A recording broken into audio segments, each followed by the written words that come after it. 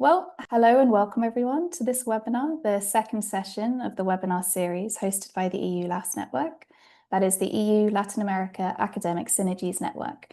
We are a Jean Monnet initiative dedicated to advancing the global understanding of European integration and strengthening the EU's external influence by generating insights on EU foreign policy and its relationship with Latin America and Caribbean regions. I'm Emily Jones, your host and moderator. If you appreciate today's session or indeed any of our work as a network, we'd be so grateful if you could follow and subscribe to us on any of our social media platforms. So if you head to our website, you'll find a list there of where we are active. It includes LinkedIn, Instagram, Spotify, even TikTok. So there's something for everyone. So yes, do head there and thank you very much in advance. So now on to today's session, where we'll hear about the newly published book, Liquid Regionalism in the Americas, an analysis of contemporary regional developments, which introduces the concept of liquid regionalism, a framework that captures the unstable, flexible, and often fluid nature of today's regional initiatives in the Americas. We are delighted to welcome one of the three co-authors, Professor Bruno Theodoro Luciano. He is an Associate Research Fellow at the United Nations University Institute on Comparative Regional Integration Studies and a researcher at São Paulo State University. Professor Luciano brings a rich academic profile with a PhD in Political Science and International Relations from the University of Birmingham. His research spans comparative regionalism, interregionalism, European studies, and Latin American regionalism, in particular the politics of Mercosur, trade negotiations, democracy protection, and parliamentary diplomacy. He is also the principal investigator of a project examining the design and implementation of the EU's Global Gateway Agenda for Latin America. We are also honored to welcome our expert discussant today, Professor Andrea Ribeiro Hoffmann, Professor of International Relations at Pontifical Catholic University of Rio de Janeiro, and a leading scholar of regional and global governance. Professor Ribeiro Hoffmann's work has been instrumental in connecting Latin America regional dynamics to broader debates in international relations. So we are really excited to hear her comments and reflections too today on Bruno's work and his presentation. And well, I believe that is all from my side for now. Bruno has some slides to share and well, over to you when you're ready. Let's begin. Thank you very much, Emily. Hello, everyone. Good afternoon for those in Europe. Good morning for those in Latin America. And it's really a pleasure to be here and share a little bit about the results and discussions that we brought by this book. And also thank you, Andrea, so much for agreeing on being the discussant today. I think it's a very nice opportunity to exchange some ideas. We have been talking about not just this book, but Latin American regions over the past events that we have been together and in several different countries, both in Europe and Latin America. And hopefully you're going to see each other again next week for the EULAS Network. I also want to thank Vitor and Emily for putting this together and inviting us to this webinar. I'll try to share my slides and then we can talk a little bit about this book. Hopefully you can see it. So yeah, the book is, Emily already introduced a bit of the context of the book, right? So the book is called Liquid Regionalism in the Americas. The book is actually a larger attempt to further develop a concept that we actually launched in a paper, me, Karina Mariano, and Regiane Bressan, also from São Paulo. And we discussed initially this concept of liquid regionalism in an article published in the Revista Brasileira de Política Internacional, which is a key leading journal in Brazil on international politics. And then we decided to try to come up with a book to especially addressing some of the criticism and engagements that we had after the launch of the concept through the journal. And then we came up with this book published by Springer and by UNU-CRIS series on regionalism.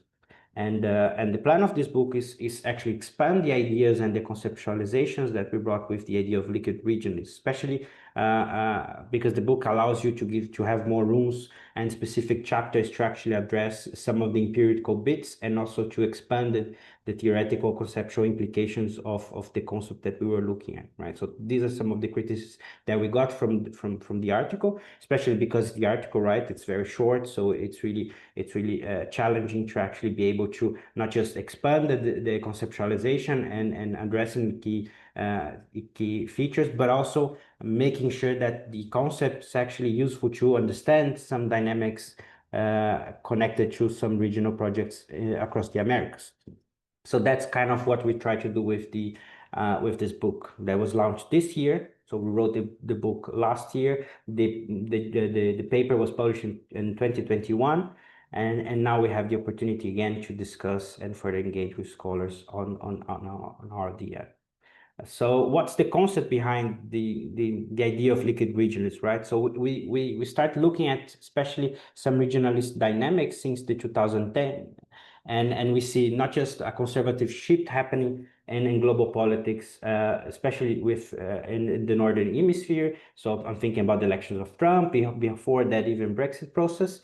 But some of these dynamics have also, at that moment, started to affect other regions of the world, especially Latin America. So we saw some anti-liberal, illiberal conservatives. I don't want to enter in these discussions, but we have a political turn in the world, especially in Latin America, that started to challenge some of the principles or the so-called liberal principles of international relations, of the international order, especially regarding, the idea of democracy, multilateralism, and regionalism, right? So some of the leaderships started to see regionalism as something not necessarily useful, desirable, or the features of regional initiatives that we had established over the previous decades. They were actually not necessarily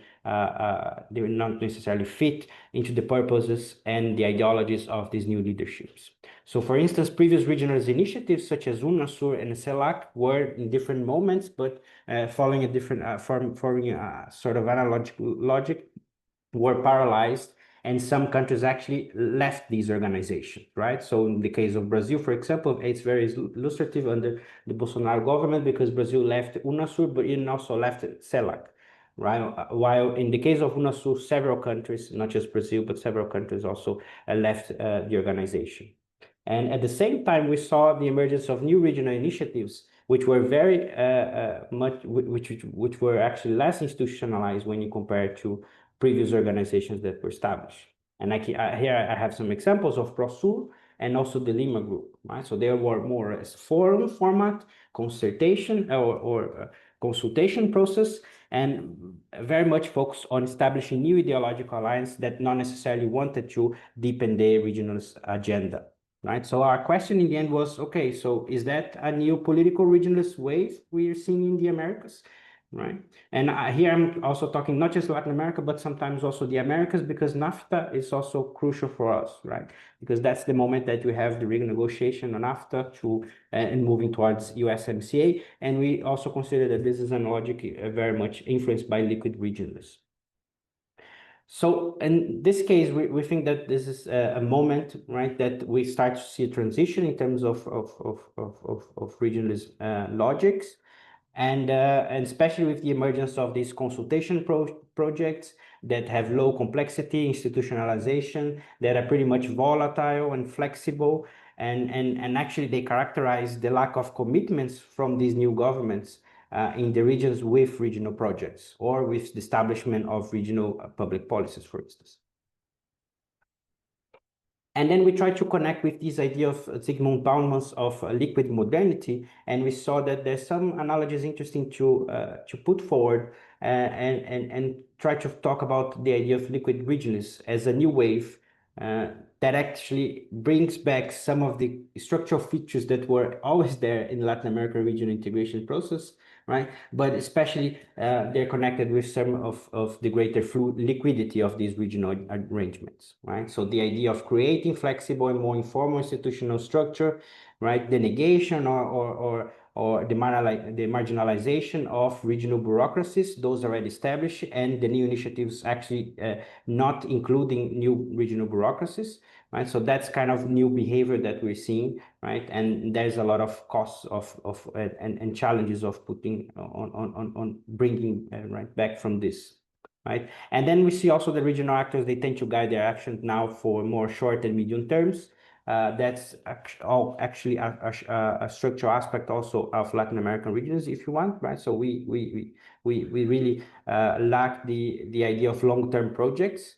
What's interesting from previous waves, I'll talk about this about in a moment, is that open regions, post-liberal or post-hegemonic regions, there was a project there, right? Or even the closed regions or this CEPAL model of regions, they all had a sort of model or logic of regions or of development or international insertion project. What we see now with Liquid Regionalism is that we don't have a project, we don't have a model, we don't have something that we're pursuing. Especially because leaders and actors are focusing on short and medium term interests and behavior. And that's a crucial challenge for us across the region. So the individualization of member states for us is evident here, right? So you can see in some of the discourse, for example, even in what we call as more solid regional projects such as Mercosur that have been so far resilient, especially when you contrast to UNASUR. But still you see in the summits how member states from different countries, they come back to this idea of national autonomy and national sovereignty and talk about flexibilizations of previous commitments. They talk about modernizations in a way of losing some of the bureaucratic bits of those organizations and demanding flexibility, for example, for trade negotiations with other countries without they need to do it as a bloc, which is traditionally how Mercosur do trade negotiations with the EU and other countries. And that's actually heavily dependent on the political will of presidents to actually commit at the regional level. And that's actually a structural feature of Latin American regionalism. But right now, under Liquid Regionalism, what we see is that without the projects that we had in the past, it could be developmentalists from CEPAL or even liberal projects, if you think about open regionalism. But we don't have these projects, right? So then all the logics are dependent on the willingness of presidents to actually do something together. And because of that, we have this idea of fluids and liquids because we are in constant change, right? Depending on the new domestic electoral procedures, the results of the elections, the new configurations of presidents. So we are highly dependent on the political configurations of what's going on in the region, right? And that's why we don't have regional blocs actually being able to agree on further commitments, right? Because as you have changes in political dimensions, then you have different logics coming up, different ideas, you have polarization, and then you don't have any actual new commitments or further commitments based on what countries agreed in the past. So instability is what is marking this regionalist wave. And this is why we go back to this idea of Bauman's from the liquid world. We think that in contrast to more solid arrangements, what we see now is more changing and volatile dynamics. And that actually has to do with the idea of liquid, right? So we're bringing the idea of liquid modernity, which is more about social relations, and bringing that to regionalist IR in some way, and trying to look at regionalist projects and see how they are being more liquid and how some regional projects are actually melting, right? They were more solid, and then because of these dynamics, they tend to be more flexible and more informal, and that actually is very for us. And you have a discussion in the scholar discussions on whether this flexibility and varying geometries is a good or a bad idea for Latin America. But for us, it's overall negative, right? Because we actually are producing less regional commitments, and that in turn leads to more insecurity, instability of these regional projects. That leads to mistrust and misperception, or the perception of that those projects, they have excessive costs and they not necessarily are generating benefits for the countries. And then we have this situation of growing disinterest, low commitments from several actors, political, economics, and even social works that don't see the benefits and the connections of the regional projects established with what actually we are developing in terms of regionalist initiatives. So then another demand for more flexibility, reinforcing the entire cycle. So this is kind of, for us, the liquid cycle we are within. And that's very challenging, and that's very different from what we have in the past. Some of the dynamics are structural, for example, the role of presidents, the role of political ideologies and configurations bringing new or previous projects forward. But on the other hand, this liquid logic has become more constant, especially because of the absence of common regional projects. This is from the paper that we published before, and here we try to illustrate how some regional projects, they are more or less connected to specific waves of regions, right? And then since the 2010s, especially from the Pacific Alliance, Lima Group, USMCA, ProSul, these are the projects that were born during the liquid regionalism movement, right? But Liquid Regionalism has put pressures not just on these new projects, but also in the previous projects. So UNASUR was affected by that, CELAC was affected by that, ALBA was affected by that, right? And also more traditional projects like Mercosur, SICA, and CAN also. Then following on, we also come up with a typology, because one of the problems we saw in the literature of regionalism so far is that sometimes, and not just the literature, but especially how practitioners and policymakers are referring to some of the projects that we have in the regions. Sometimes they refer to regional integration, but in practice, they're actually talking about a project that is more configured by a cooperation or consultation initiative. So we saw a lot of confusion out there. So we tried to come up with this typology and try to separate and show that we actually have different configuration, depending on the configuration and characteristics of the regional products. They might be more associated to the idea of consultation, cooperation, or regional integration, right? So that depends on who, on which actors are participating, what's the design of these regional projects, if it's more or less complex, what's the level of incorporation of norms, if it's voluntary or compulsory, what's the level of interdependence, which is a key challenge in Latin American regions, especially when we compare to Europe and Southeast Asia, for instance. And what's the logic behind these projects? Are these projects more responsive to the crisis and the challenge that arise, or is there any room for proposition, right? For creating and establishing common positions about issues that they want to address, and not necessarily just responding to crisis. And lastly, one key aspect for us, leadership, right? What's the role of leadership in this process? Are these regionalist initiatives marked by the leadership of some countries or one country, right? And that's how we try to assess and configure the projects that we had in the Americas so far into these three categories: consultation, cooperation, and integration. And then you can see that you have some the projects, especially that emerge, especially in the end of the post-liberal wave and the liquid regionalist wave, they are more associated to the idea of consultation. So they include less actors, they are more restricted, they are more flexible, they are purely voluntary, they have a more responsive logic, and they're not necessarily, they might have some leadership role in the creation of these projects. That's usually the case, but then you see how leadership kind of vanish over time. And that's also one of the reasons why these projects sometimes melt, right? So they move from some solid arrangements towards more liquid arrangements. And then you have some cooperation projects, UNASUR, Pacific Alliance, the Organization of American States, and then integration projects such as Mercosur and then Community. I'll go back to each one of those three clusters in a minute, and then we can explore more how these three typologies, how these three types actually are connected to the characteristics that are listed in Table 1. So regarding regional consultation, and what's interesting for us is this: one of the characteristics of liquid regionalism is the emergence of regional consultation as the main or the preferred let's say path of countries in the Americas. So the new projects, they tend to be more connected to regional consultation, and which is marked for all the elements that we tried there. So what we tried to do with the typology was fit all these groups into the presence and absence of these characteristics, right? So when you have absence, we say that's 0, and then when you have presence, then we say 1.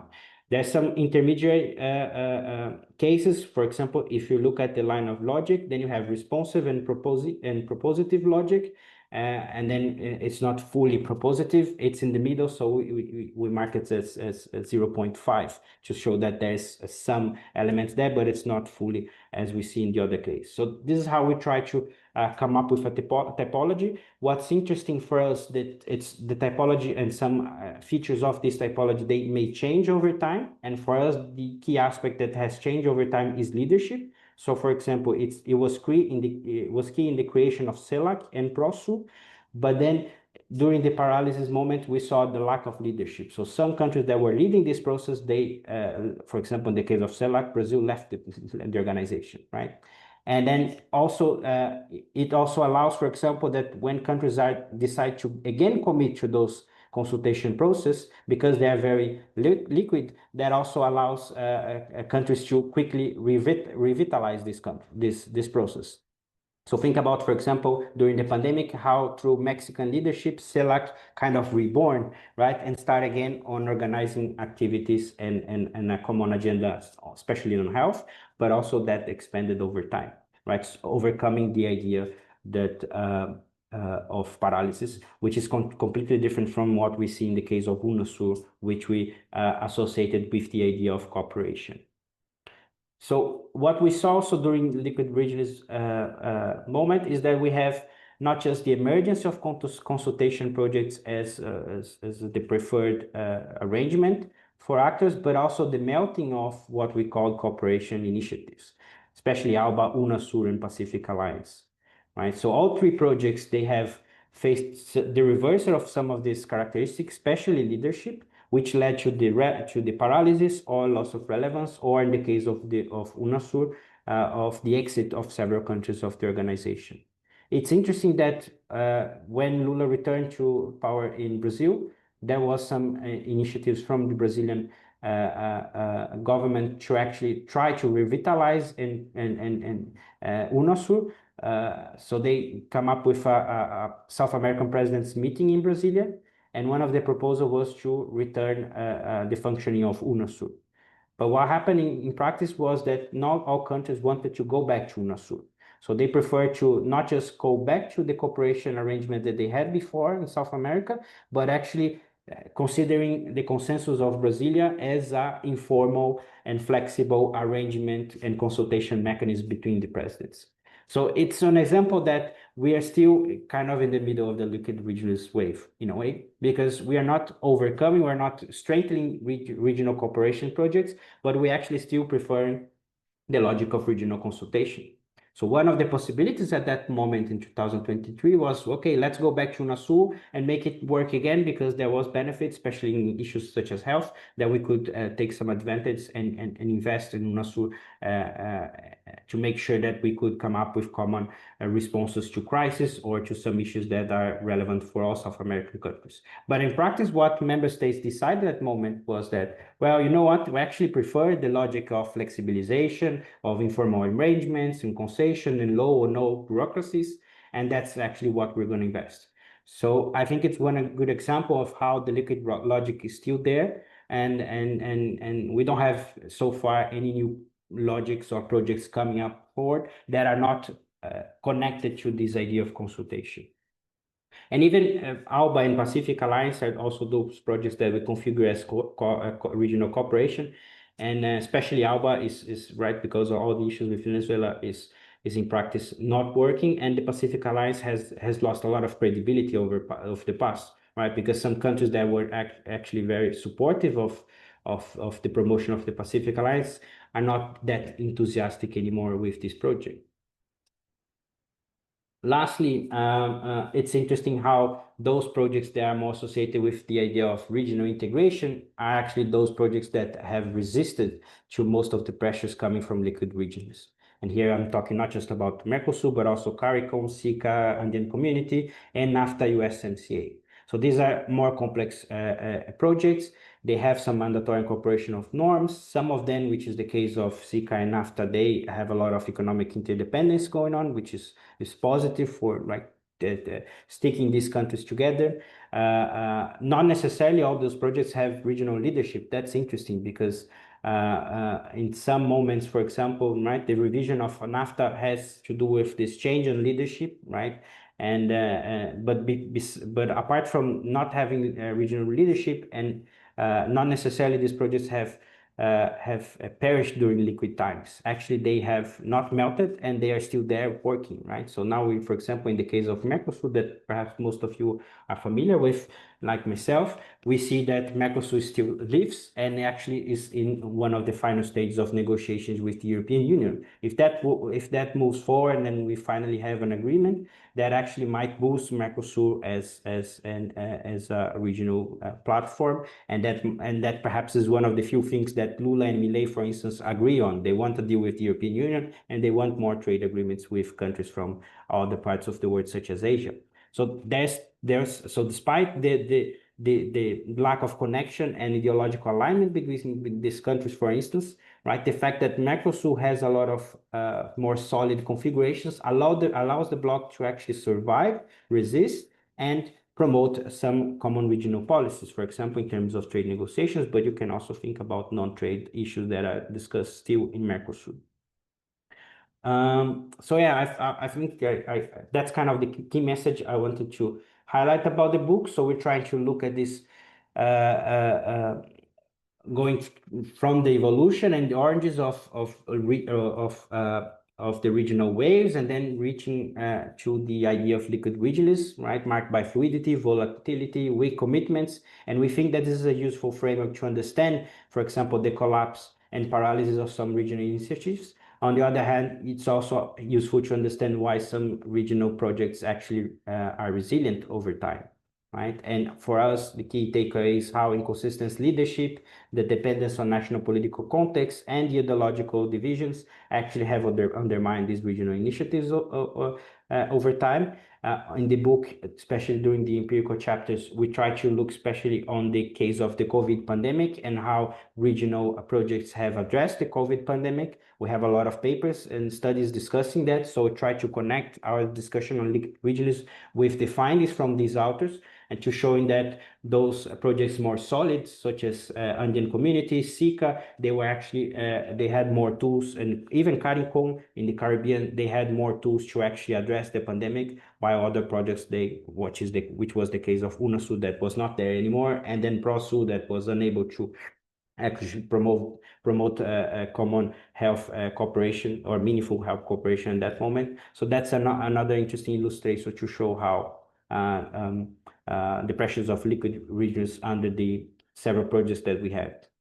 And for us, normative speaking, right, so we consider liquid regions as something bad for the region, right? So what we try to show by the book is the characteristics and how there's a liquid cycle behind this logic, and that we need to overcome that, right? And overcoming that by, for example, revising, going back to strengthening institutional structures of the regional projects, to increasing civil society engagement, and to actually find ways to foster strong coordination mechanisms. So try to think about innovative strategies to revitalize regions. For us is fundamental to leave this liquid logic and to move forward a more solid and resilient framework of regionalism, right? So one of the aspects of resilience has to do with this idea of solidity.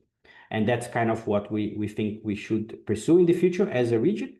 But on the other hand, the current contemporary examples, I mentioned the case of the consensus of Brasilia, actually show that not necessarily this is the logic that's on the table. We still think that we're still living in a liquid world in terms of regionalism, and that countries are still, even though you have some political change in some of those countries from the left to the right and the opposite in some cases, such as Argentina, but still the liquid logic is still there. And that's actually the key issue that we need to overcome in the Americas as a whole.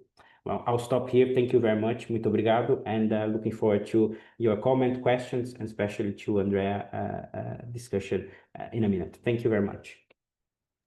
Thank you. Thank you so much, Bruno. That was so interesting. A really great overview of the regionalism context, the logic, the consequences, and the strategies to mitigate, as you say, to overcome the flexible liquid regionalism that we see. Just a reminder for our audience with us today, there is at the bottom of your screens a function that says Q&A. You're welcome to write any comments or questions you have there, and we'll come to those in a little bit.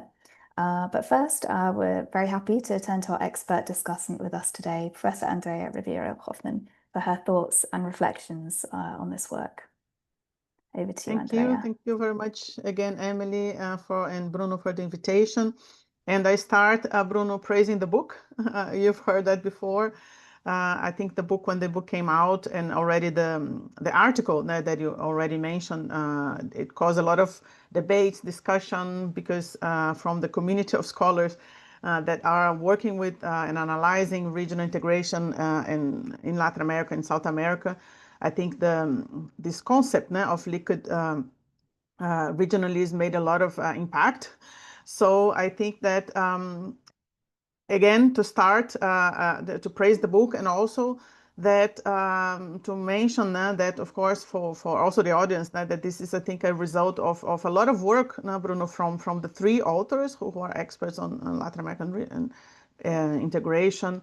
So I think the comments that I'll bring are more in terms of how, I mean, from that concept, how can we further, because I think the concept and the analysis that you make, the empirical analysis that you make with the concept already brings a lot of, let's say, the frontier of knowledge about what's going on with regional integration. But of course, history also moves. So I think I'll try to bring some reflections on how the model and the concept can also accommodate even like more ongoing discussions, but also to what extent the concept is also fitting some broader historical context. So I have three main points that I'll bring. The first is like really the use of the concept of liquid from Bauman, because the way you operationalize it, for me, makes totally sense. And I think especially because you do operationalize it empirically, and I think you showed that in the tables, now how the items that you're referring to, the institution, leadership, and so on. But my first question is not as much as how you operationalize a concept that you define based on Bauman, but on how let's say the dialogue with Bauman makes sense. And I make that concept, that comment, because I think that we are still under this broader global context of uncertainty, of course. But it seems to me that when Bauman started to think about that concept of liquid modernity, and he was in a different world. And I still think that it's a lot of the concept of liquid there in our current world, but I'm trying to figure out the differences also, because when he was referring to liquid, pretty much on the concept of globalization and the melting, so to speak, of the nation states, even like globalization, neoliberalism, and perhaps even in Europe, pooling of sovereignty. So there was a lot about the weakening of states, and also perhaps even like this idea after the end of the Cold War that there was the end of history, so to speak. So an idea that you had in the end for the liquid modernity of Bauman, less of this political polarization that we see today. So, and of course, if we think about the regional integration in Latin America, we also see from this difference of the context when he was talking about liquid modernity, where in Latin America, that concept brings a bit the idea of a lack of an hegemony, or hegemony of the post-Cold War, but not really as a country. So it was the idea that all countries were sharing this globalization. There was less of a contestation of globalization from a more superficial point of view. Of course, we see that even like contestation of globalization also took place in all countries later. But when he was thinking about it, I think it was more about this end of history context. And how do you think that this concept of liquid, according to Baum, really fits our current our current context, and not even only for regional integration in Latin America, but broadly speaking. I mean, because you mentioned, of course, there is also political polarization and struggles, but I think that was less of the key feature of the liquid modernity.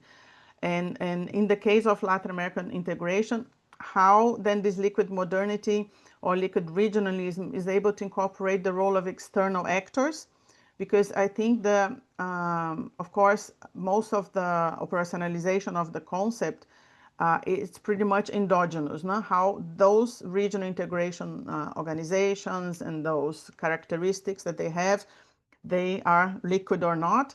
But how do you see the influence of external actors? Because again, liquid modernity is that idea that the world is more flat. And then here we see in Latin America a very strong competition of external actors. That we can discuss that later. Now we could even argue that some foster, some hinder regional integration very strongly, especially also the new presence of China that was not certainly in the 90s or early 2000s when the concept of liquid modernity was established. So again, the idea is that I think you do a wonderful job like operationalizing a certain concept that captures very well this fragility of the institutions. My question here is that really to what extent this is really about Bauman or more a certain interpretation that you have about Bauman's concept. And I think that's pretty fine. But I'm making that question only because I'm thinking about the global context. That for Bauman, we're talking about different moment.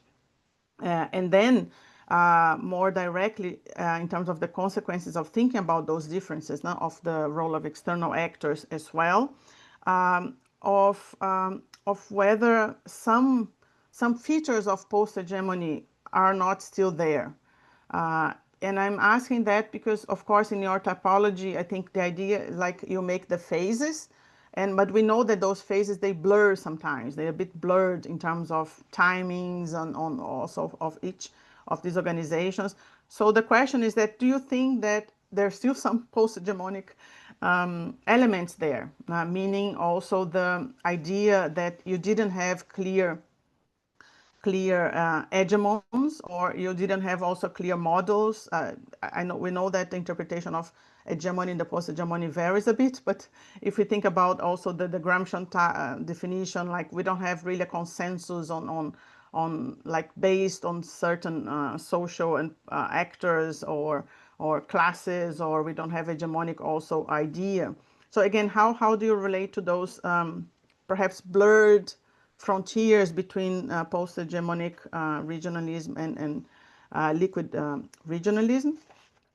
Then the second point is only because we share this agenda of working with the so-called comparative regionalism, and I pretty much think that is a very useful and important framework to think about regional integration, regional institutions comparatively. You mentioned also when you talk about the ones in Africa, for instance. So the question is, to what extent do you think this liquid regionalism, the way you frame and operationalize it, is also useful to think about other regions?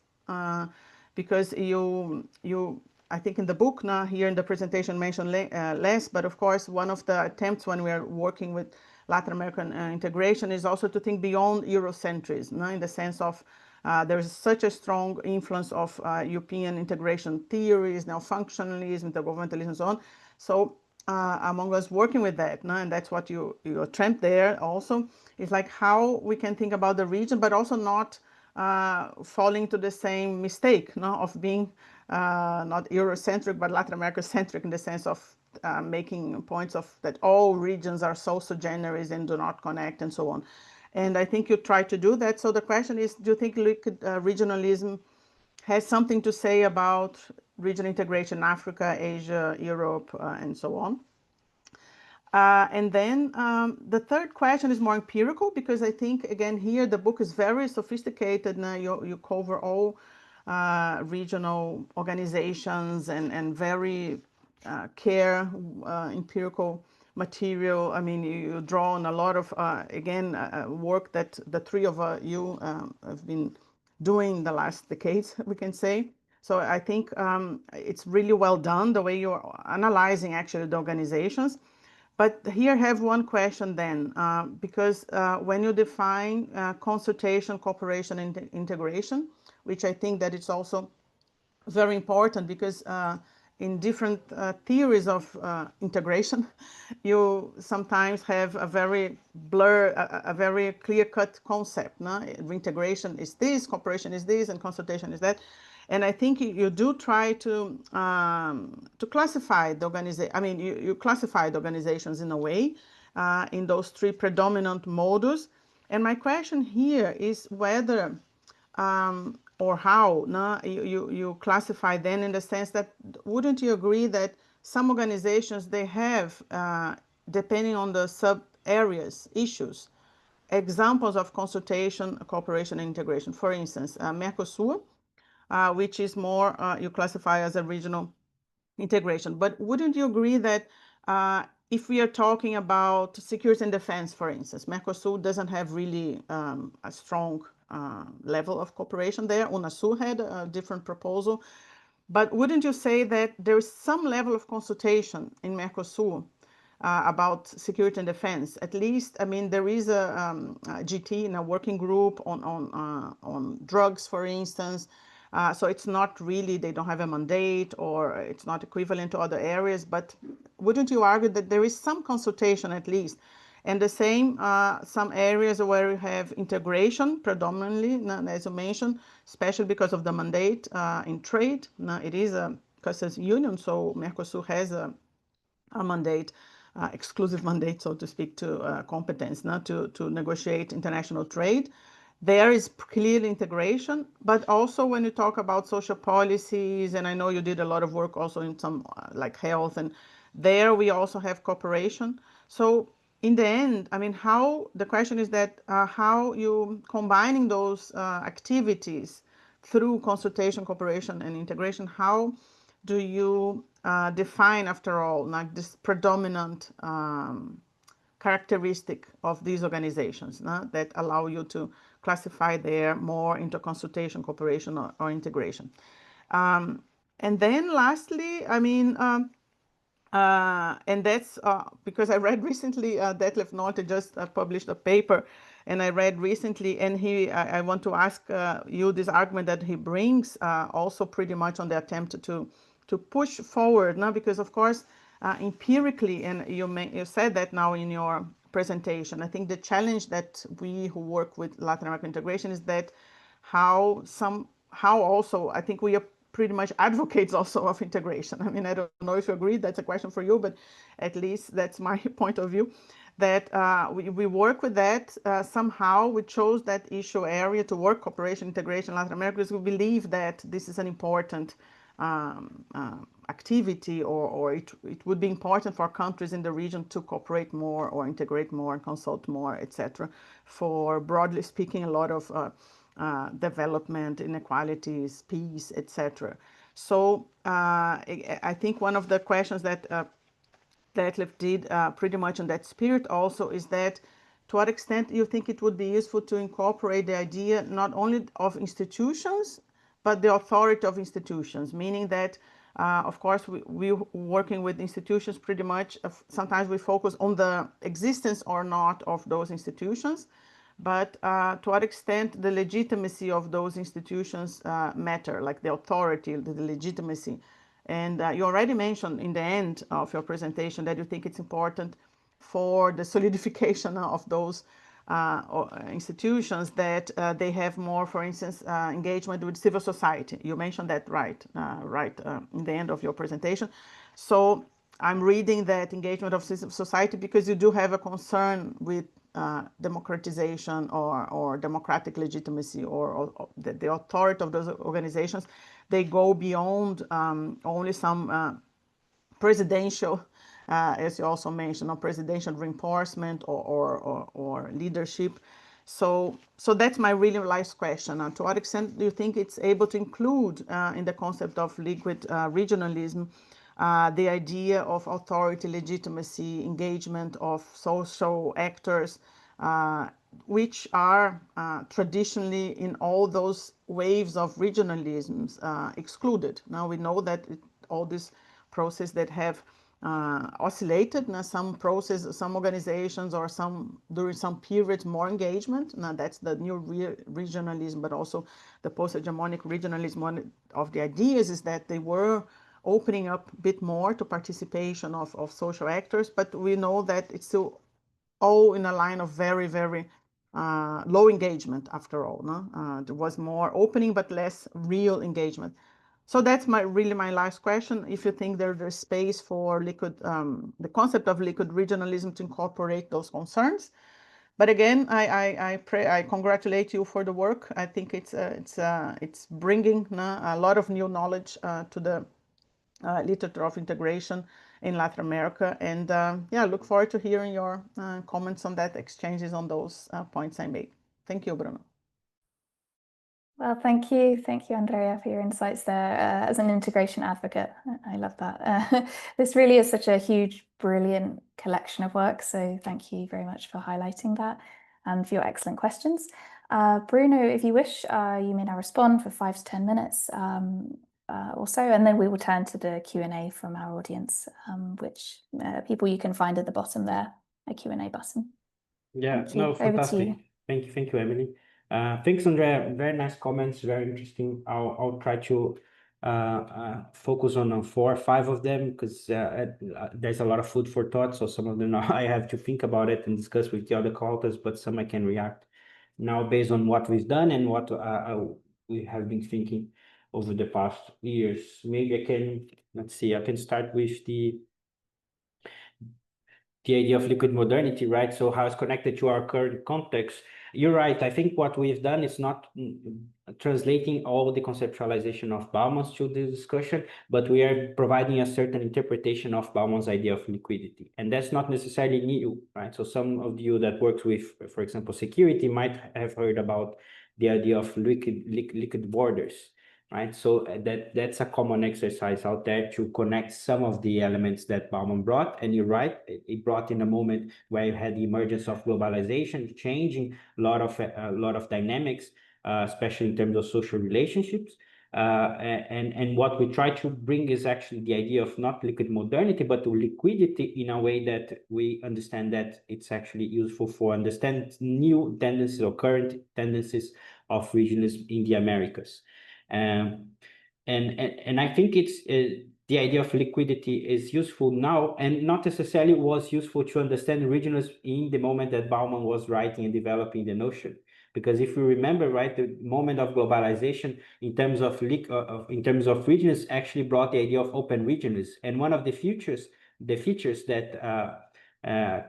connected to open regions was the emergence of very solid regional organizations. So think about Mercosur, the Andean Community, SICA. The 90s was the moment that actually you had the emergence of regional integration in several different sub-regions of the Americas, even after, if you can include. So it's interesting that on the other hand, and one way Bauman was talking about liquid social relations, and even the weakenings of state and of story, etc. But in terms of regionalism, we were talking about strengthening regionalism, so creating solid regional institutions. So there's a contradiction here. So not necessarily the idea of liquid modernity could be applicable at that moment in time for everything. So what we're trying to do is kind of reverse, right? Bringing back a concept that was associated with a certain moment in time in the history of humanity, and trying to look at what's happening now or since the 2010s in the Americas, and seeing how there's some analogies behind that, and that's kind of that's kind of our take on this.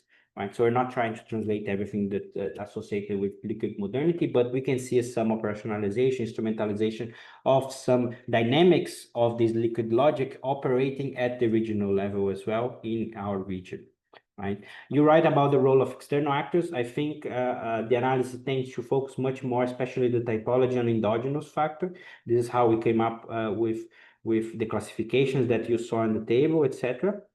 But on the empirical analysis, we try to bring up a bit about the role of external actors, right? For example, in some moments in time, And in certain cases, we saw some support from external actors, for example, such as the EU supporting the strengthening of regional institutions in Central America, in the Caribbean, even investing in those organizations and promoting institutional strengthening and cooperation projects. So that's one way of seeing external actors playing out and supporting some organizations over time. On the other hand, we also saw, for example, the role of Trump in the Lima Group. So the US was not part of the Lima Group, but Lima Group was actually driven by US leadership from the outside. And because there was an alignment between the position on these countries, on Venezuela, with what Trump was pressuring at that point regarding Maduro. So it's interesting how in the narrative, yes, you can find examples of the role of external actors playing out. For example, when you talk about economic interdependence, it's also the other side of the coin is the dependence towards external actors, right? So if you have low level of economic interdependence within Mercosur countries, that means that Mercosur countries are actually connected economically much more with China and other actors across the globe. So it's also part of the story, but in the other way. But what we say is that such factors, they matter because they actually, they are kind of the glue that put together and connect together those countries to actually come up with common policies. You mentioned something very nice, which is that the phases that we highlight in one of the images, they are blurred, and you're right? So it's a simplification of reality, but it's actually help us to illustrate how these tendencies are changing over time. But I agree with you that there's still something out there about hegemony. If you look at the image about the waves, we decided to use post-liberal regionalism and not post-hegemonic, because we think that some elements of post-hegemonic realism are still there, which are the structural elements of geopolitical features, the configuration of the international systems from the early 2000s are pretty much the same, right? The emergence of the BRICS, etc., especially the rise of China becoming even more prominent, and the disputes between China and the US. So the context is pretty much the same.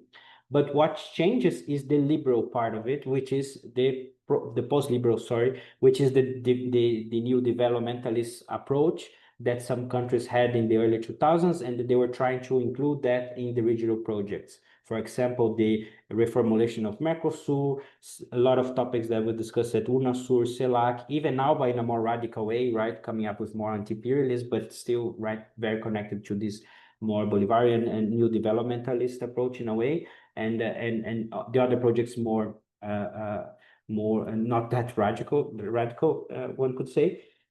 So we think that during the liquid regionalism moment, we actually see these agendas actually, right, liquefying in a way, melting, but not necessarily the hegemonic structure. This is why we talk about post-liberal, not post-hegemonic. And liquid regionalism as useful for other experience. Yeah, I mean, certainly one of the points that we're trying to make is that not just trying to come up with our own Latin American account on regional dynamics that's not fully dependent on Eurocentric foundations, but perhaps in an effort of comparative reasons, we can use some of these categories and discussions to understand what's going on in other regions in the world, right? And not just Africa and Asia, but because it's more obvious because they are on the global south. So issues like the inequalities, the role of development, the fact that the issues with democracy, also the fact that presidents, they are key figures in the development and paralysis at the same time of regional experiences, right? That's also a common feature in other parts of the global south. But perhaps you can even use that, the idea of liquid regionalism, to understand what's going on in Europe, for example, and then we can discuss, for instance, how the idea of differentiated integration, which is something that's coming up a lot in the discussions on European studies, how this is actually connected to liquid regionalism, or flexibilization, liquidity, right? Volatile commitments, right? Brexit as one symptom of countries deciding that they don't care about the cost of disintegrating and they want to get out of organizations. That's what happened with UNASUR. That's what happened when Brazil left CELAC.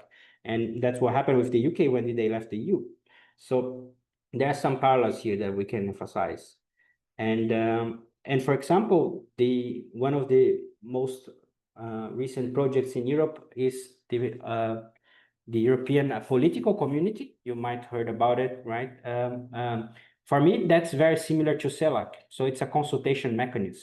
So the fact that Europe, that has the European Union and a lot of experience and depth in terms of regional integration, is investing now in regional consultations arrangements, such as the European political community, which resembles pretty much the CELAC, which goes beyond the European supranational community law, for example, that's not connected at all with the European Union because it brings in countries that are not part of the EU, such as Turkey, such as Ukraine, and even countries that left the EU but now want to be connected to Europe somehow, which is the case of the UK. So it's interesting how perhaps this community has much more similarities with CELAC than with the European Union or anything else that the European continent has developed in terms of integration, because it's consultation.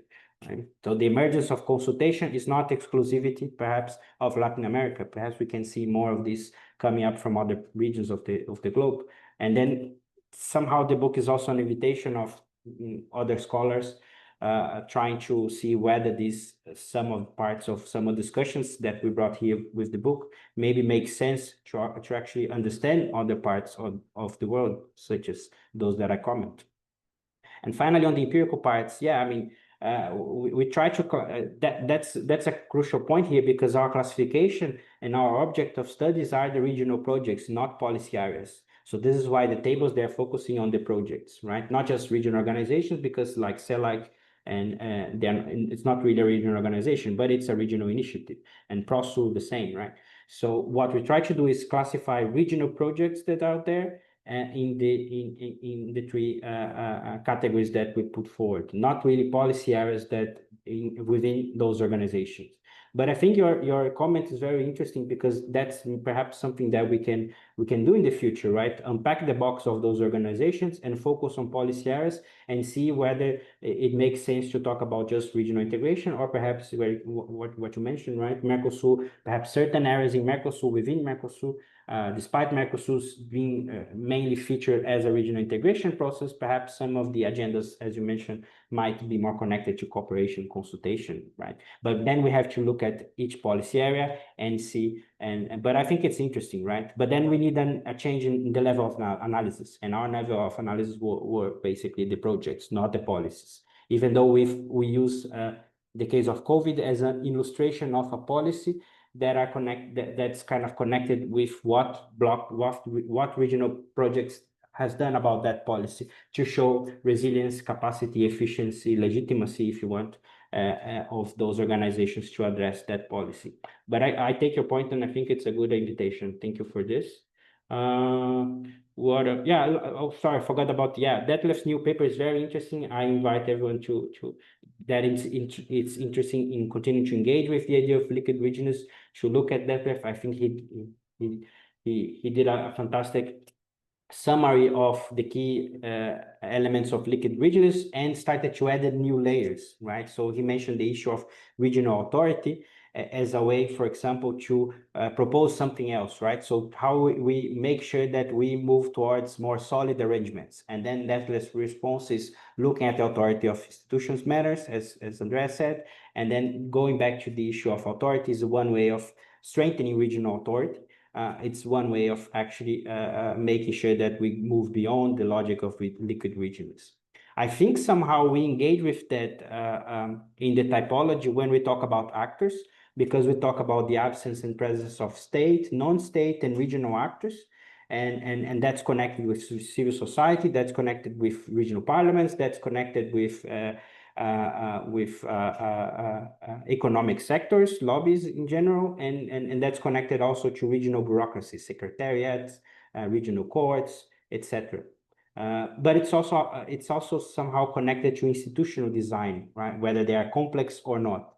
I think these features relates to what Detlef calls regional authority, especially the hard side of regional authority, because they are more institutionalized than the soft versions of it. So I think we kind of partially address it, but I think it's Detlef has a good point on adding the layer of regional authority, especially if we want to think, and that's the last point of the presentation, right? how we move beyond liquid regionalism. But the problem is we depend on the willingness of political actors to actually decide to move beyond, right? So we might, as scholars, try to define and identify what we need to make regionalism more solid, but then, right, we depend on political and economic elites to decide to move that path. And at least what I've been observing so far is that we're not in that path. We're actually still in the liquid world, and that's problematic for those that cherish regionalism in the Americas, but also in other parts of the world. So I'll stop here, looking forward to see whether we have comments, questions from the audience. Thank you so much, Andrea. Very useful, and I'll think about it, all the other parts that I missed in my reactions. Absolutely. Thank you, Andrea. Thank you, Bruno. What a brilliant presentation and discussion to be part of today. So we do have some questions. We're at time, but I think we can go over a little bit because the questions are quite good.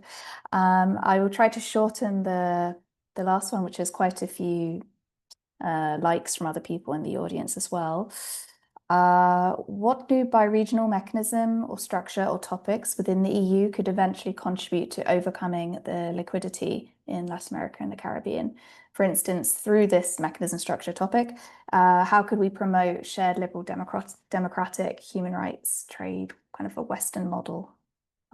That's the third one down in the box if you wanted to read as well.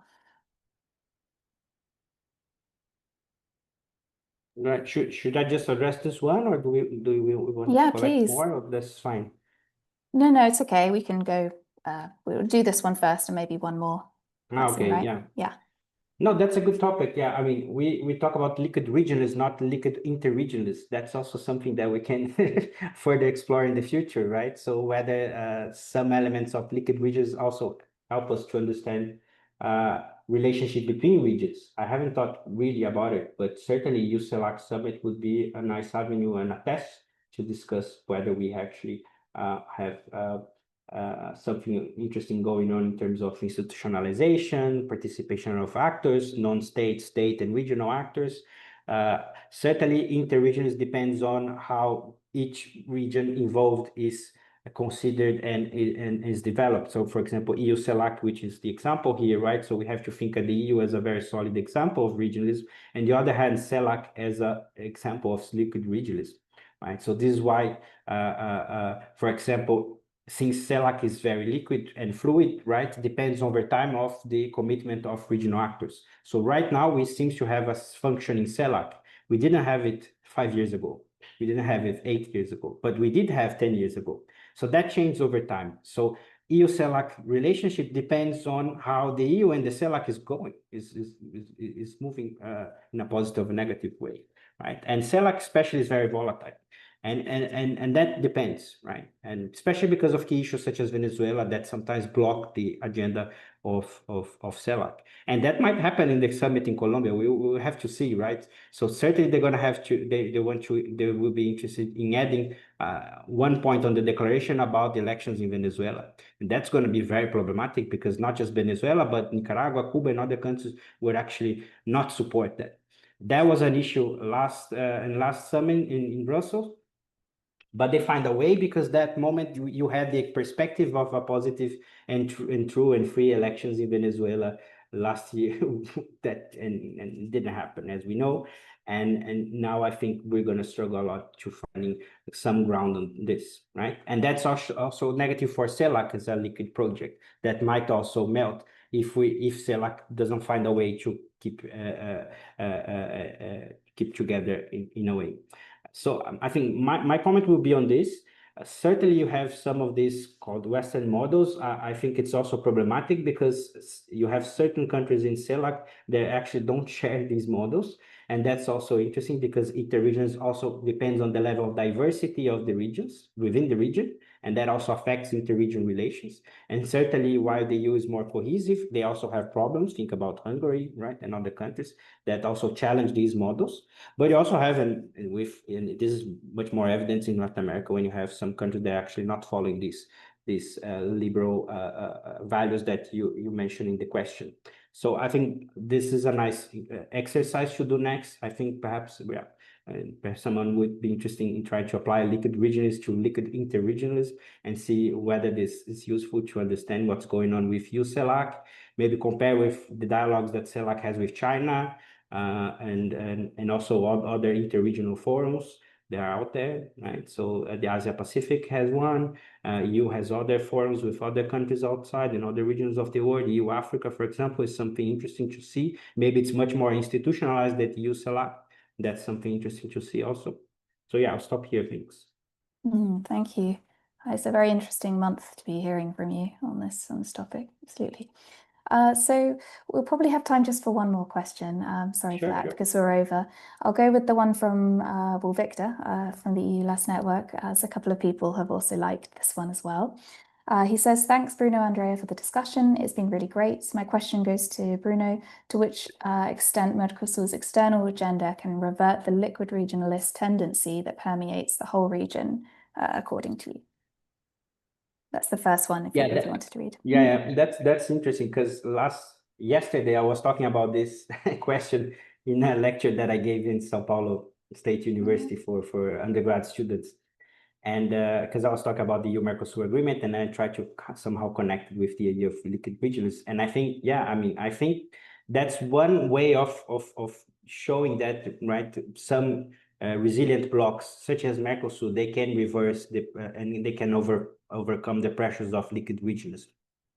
So moving forward with external negotiations, they not just help the bloc to show that they are delivering something, and that helps with political support, with civil society and media support about the organization, right? Which certainly contributes to the survivor of Mercosur as a bloc, right? And especially with the support of the regional and the complex and the solid institutions within Mercosur. Again, the EU-Mercosur is not the only agreement on the table. Mercosur has been very keen to develop new agreements. For example, with EFTA, with Singapore. Now they come back to talks with Canada. Brazil wants to also negotiate, for example, with Indonesia. Lula was there a couple of weeks ago. So they're looking more about on Southeast Asia. Also, there's some possibilities to discuss trade issues with Japan. So this is different, right? So we see Mercosur trying to push forward the external agenda. And I mentioned in the presentation, perhaps this is one of the few points that Lula and Milei agrees. They are very keen to expand these external agendas. And for Lula, just with Mercosur, that's the option. But for Milei, with Mercosur or without Mercosur. So if Mercosur doesn't advance on the external agenda, that's probably gonna have a reaction from Argentina and from sectors of Uruguay. Now the current Uruguayan government is a left-wing one, is Frente Amplio, but in the past was Lacalle Pou, that was pretty much for the flexibilization of Mercosur. So that's a very divisive agenda within Uruguay, that political parties clash about it. And certainly if Mercosur starts advancing on these agreements, that might accommodate some of the pressures coming from some countries, especially the small countries, especially Uruguay, that has been very reactive on this. Thank you. No, thank you. Well, thanks to you, Bruno. Thank you to Andrea. This is, I think, time now, I'm afraid, but thank you for making this session possible. It's been a brilliant conversation to be a part of.